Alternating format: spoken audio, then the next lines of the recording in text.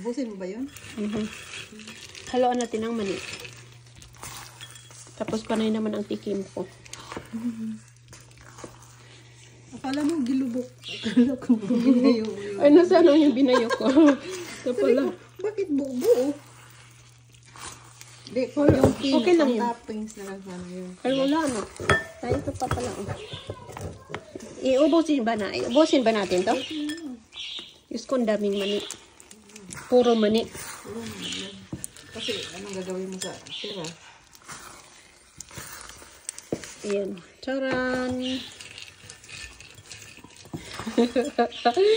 Ang daming mani. Maganda sana kung mag-ano tayo, no? Magmurong. Tapos ito na gamitin yung malagkit na itim. Sarap.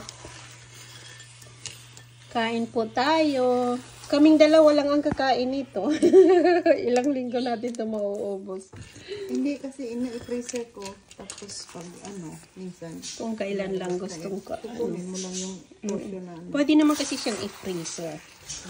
Kasi hindi namin ito mauubos. Kaming dalawa lang kakain. Diyos ko po, isang kawali.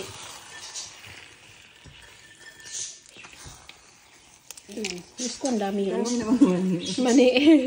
Tama na yan, mani. Tama na daw, pero ubusin na nga lang. Kunti na lang. Charang. Ayan. Masarap ito kasi maraming mani. Dal-dal nung isa. Tingnan mo.